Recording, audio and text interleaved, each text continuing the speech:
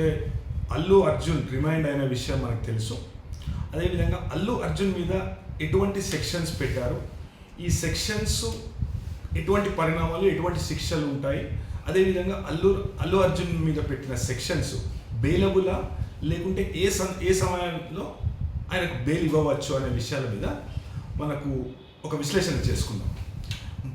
ప్రాథమికంగా సెక్షన్ 105 చూస్తే ఇంతకుముందు culpable homicide not amounting to murder అనే సెక్షన్ ప్రకారం ఎవరన్నా వ్యక్తి తన చర్యల ద్వారా, తన నిర్లక్ష్యపూరితమైన చర్యల ద్వారా లేదంటే ఉద్దేశపూర్వకంగా కానీ ఒక వ్యక్తి మృతికి కారణం కావడం అనేది 105లో చెప్పబడింది.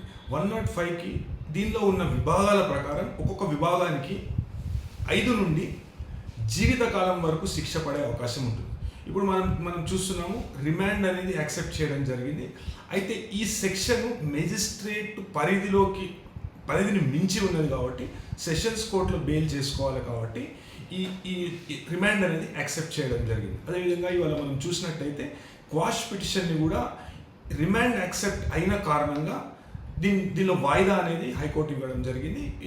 ఇప్పుడు దీని మీద మేము ఎటువంటి నిర్ణయం తీసుకోలేమని హైకోర్టు చెప్పడం జరిగింది. అయితే ఇప్పుడు 105 మనం తీసుకుంటే ఒక ప్రమాదానికి కారణం కావడం, ఒక వ్యక్తి మృతికి కారణం కావడం. అయితే ఈ వ్యక్తి మృతికి ఉద్దేశపూర్వకంగా లేకుంటే తన నిర్లక్ష్యం ద్వారా కారణం కావడం అనేది 105లో చెప్పబడడం జరిగింది. అయితే ఈ 105 దీనిలో ఉండే విభాగాల ప్రకారము ఈ మృతికి కారణమైన వ్యక్తి, ఇప్పుడు మనం చూస్తున్నాము అల్లు అర్జున్ తన కాన్వాయ్తో, ఇంతకుముందు నేను నేషనల్ హ్యూమన్ రైట్స్ కమిషన్లో కూడా కేసు వేయడం జరిగింది. ఒక స్త్రీ, అదే మనం రేవతి గారు అని చెప్పి ఒక ఆమె మృతి చెందడం జరిగింది. అదేవిధంగా ఆమె 2 పిల్లలు కూడా దాంట్లో ఉండేది. ఆ స్టాంపేడ్లో ఒక బాలుడు కూడా తీవ్రంగా గాయపడ్డాడు.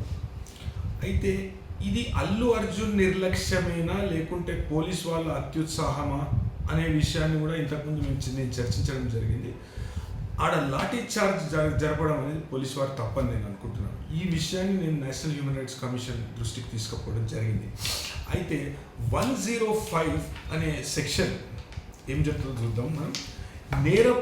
పూరితమైన నరహత్యకు లేకుంటే హత్యకు విధించే శిక్షలను విధించరాదు. దీనిలో మనకు కొన్ని ఎగ్జెంప్షన్స్ ఉంటాయి.